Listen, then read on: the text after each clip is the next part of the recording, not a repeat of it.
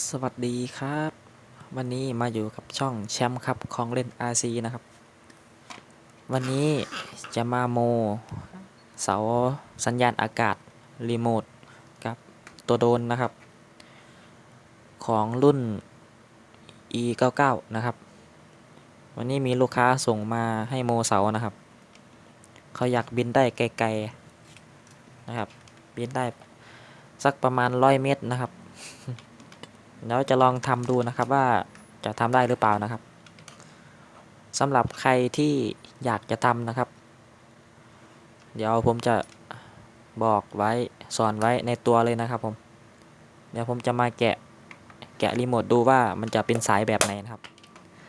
มันจะเป็นสายแบบนี้หรือเปล่านะครับที่ผมเตรียมมาไว้แล้วเนี่ยนะครับมาลองมาแกะดูกันเลยครับผม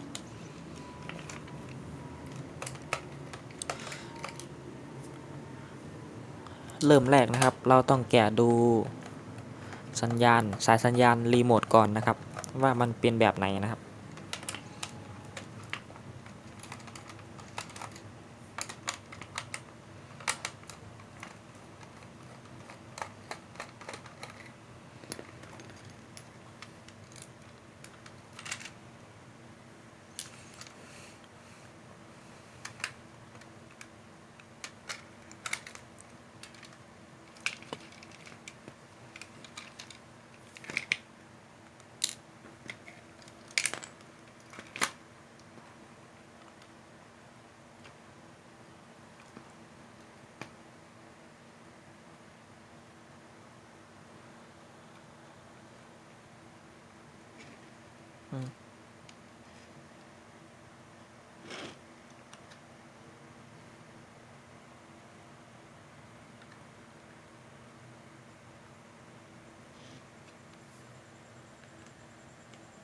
เดี๋ยวลง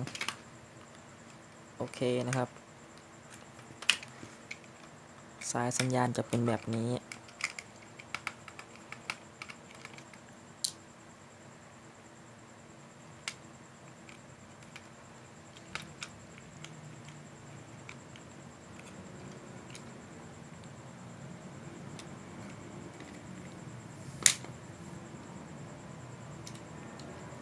นี่หมดถอดไม่ได้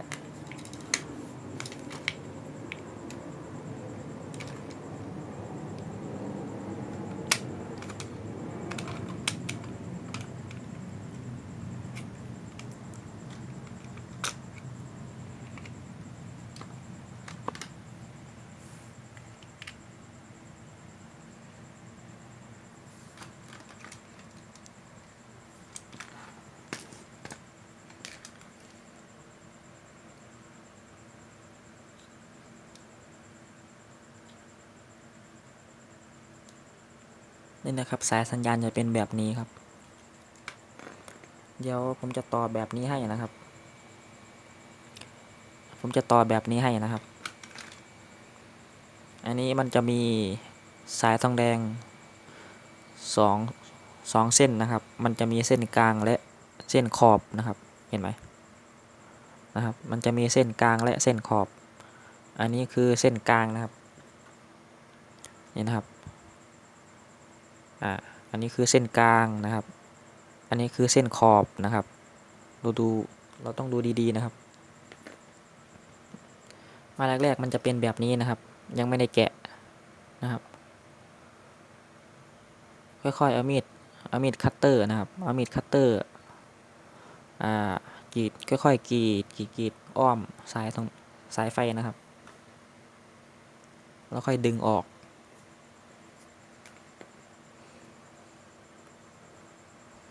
อันนี้ที่ยังไม่ได้ตัดนะครับเป็นแบบนี้โอเคมาเดี๋ยวผมจะเอาอันนี้ใส่นะครับ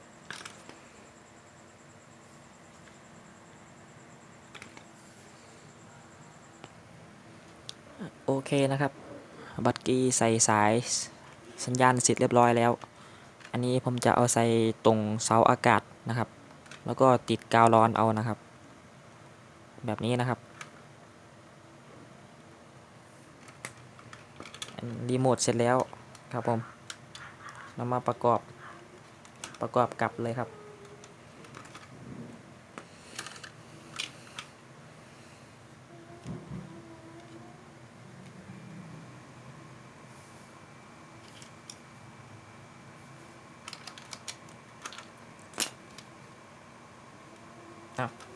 รุด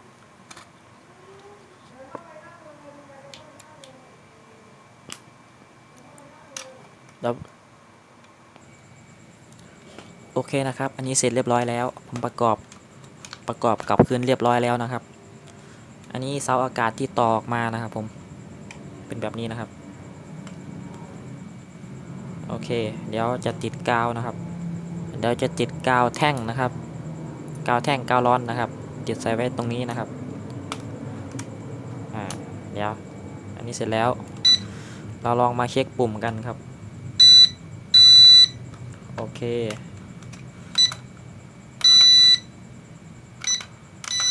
โอเคครับโอเคครับ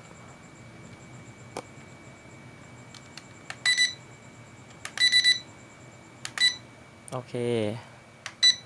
โอเคโอเคเรียบร้อยครับผมปุ่มทุกอย่างใช้ได้ปกติครับผม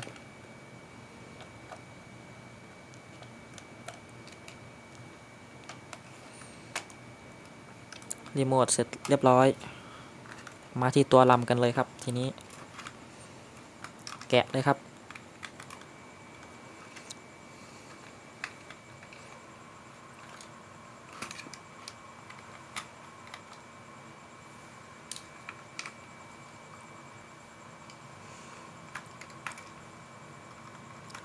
ตัวลำนี้ผมจะ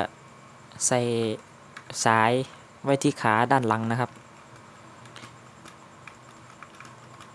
สายสัญญาณนะครับเอาไว้ที่ขาด้านหลังจะได้มีสัญญาณเล่นไกลๆหน่อยนะครับ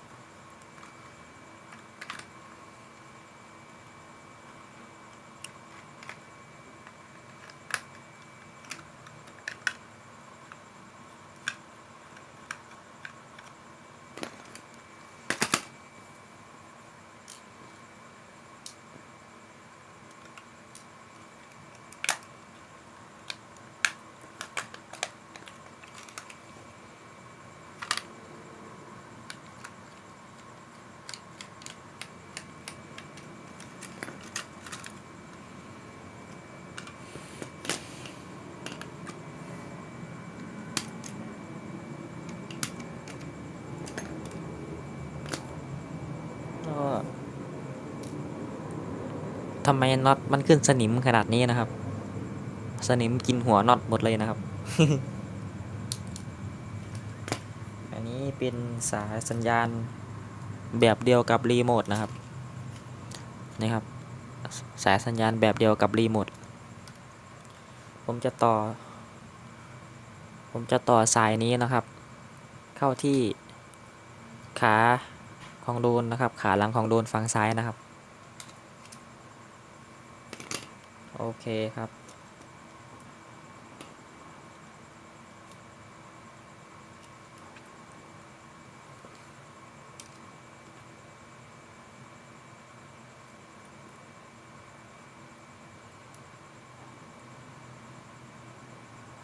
เอาสายนี้แล้วกัน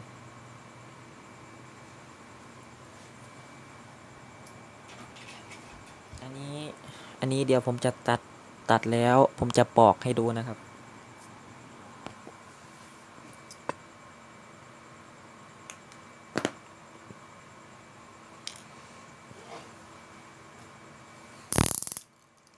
ค่อยๆปอกนะครับ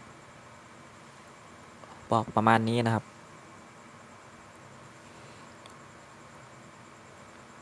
ค่อยๆปอกไปเรื่อยๆนะครับ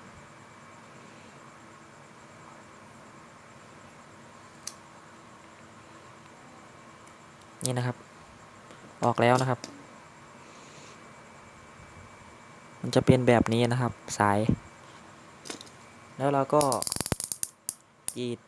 รีดสายทองแดงข้างในนะครับ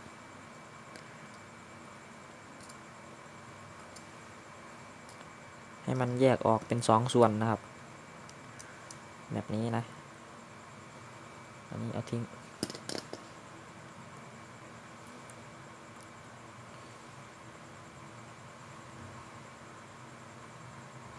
แบบนี้นะครับแยกสายออกเป็น2ส่วนนะครับเห็นไหมสายทองแดงอันนี้คือ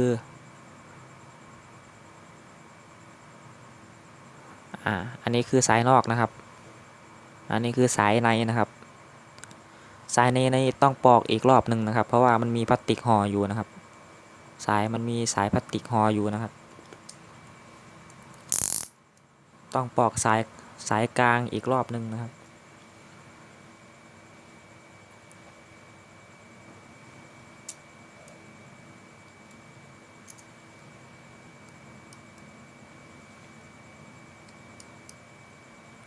โอเคครับ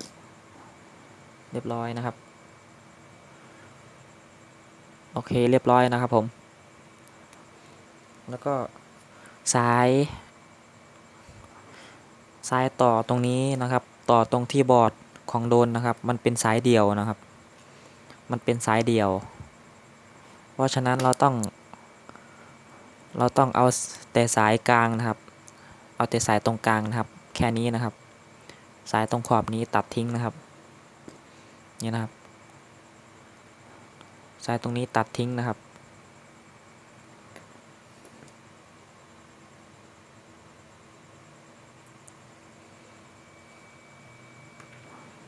โอเค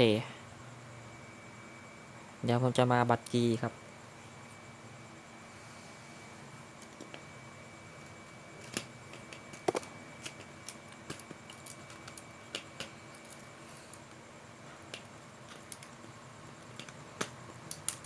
ถอดพวกสายพวกมอเตอร์ออกก่อนนะครับถอดสายกล้องออก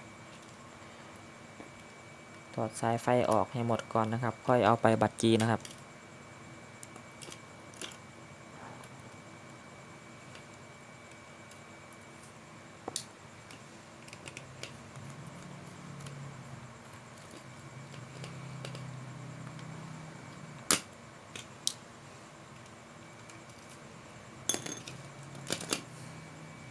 นี่นะครับ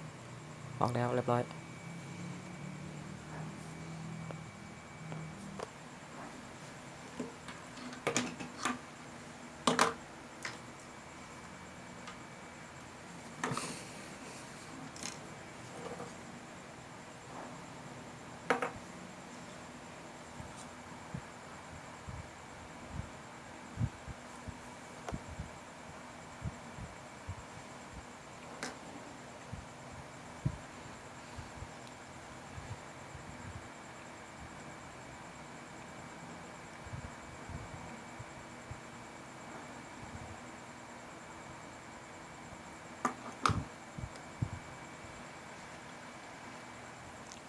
โอเคนะครับผม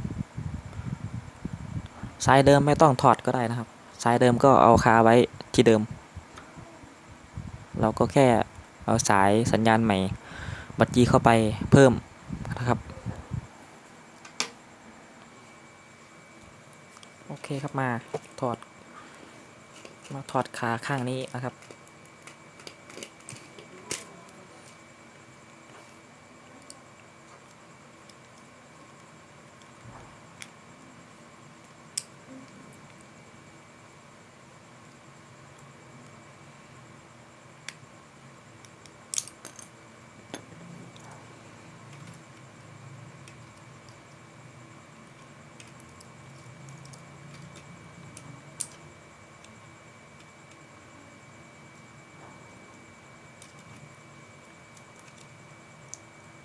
มันจะฟิตหน่อยนะครับเราต้องดันเข้าไปนะครับได้อยู่นะครับ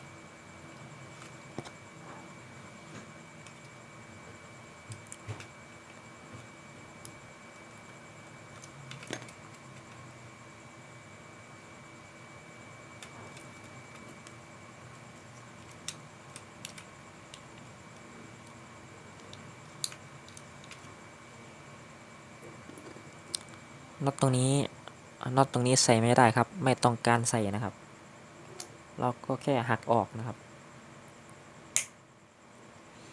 หักออกแค่นี้นะครับ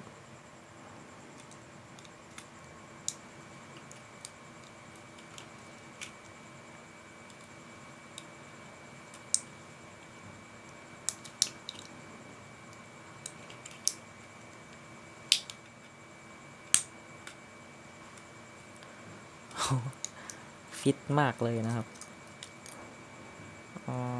เราต้องดัดแปลงตัวนี้ใหม่นะครับเดี๋ยวผมจะเลาะตรงนี้ออกนะครับเลาะออกให้หมดเลยกันครับตรงนี้ครับอันนี้ผมจะใช้เครื่องนี้นะครับเกียร์ตรงนี้ออกนะครับ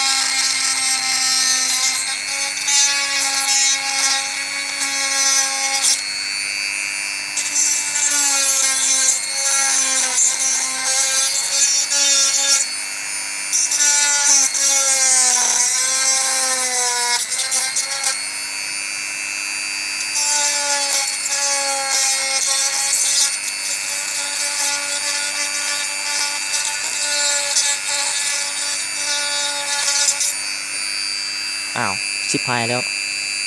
ขาซอดนะครับ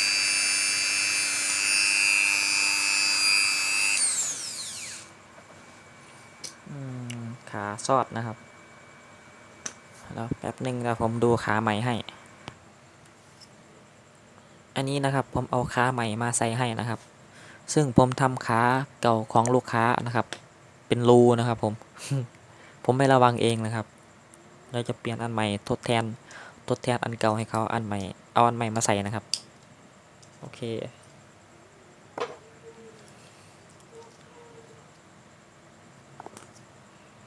แล้วก็จะมา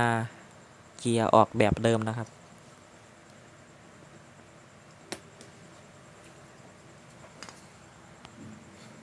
โอเคครับอันนี้เกียร์ออกเรียบร้อยแล้วนะครับผม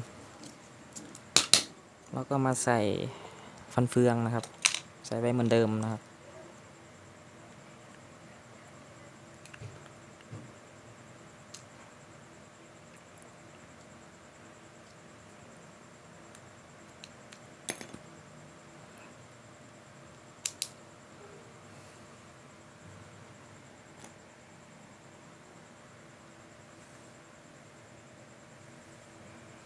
นะ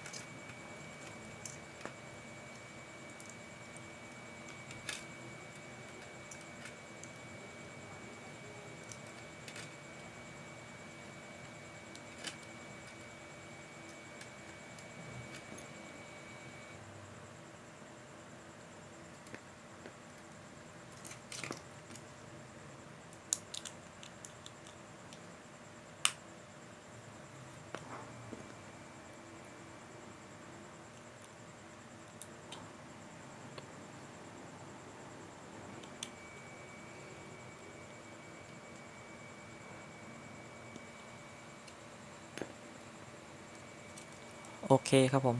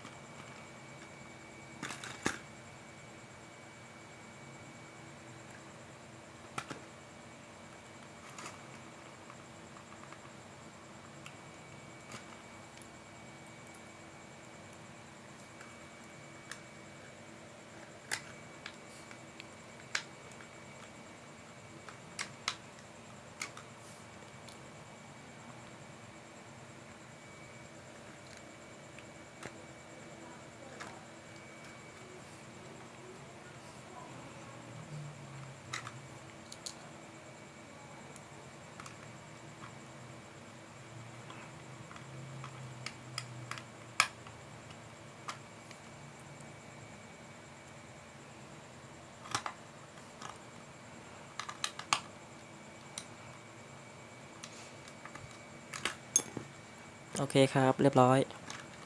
เรามาทดสอบ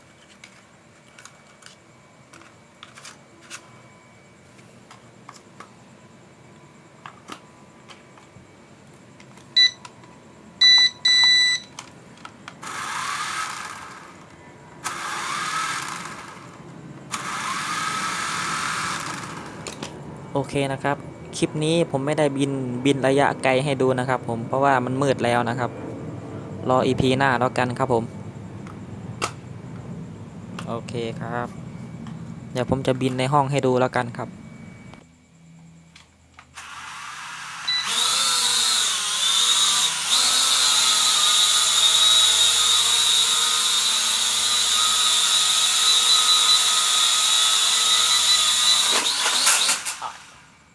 โทษที โทษที โ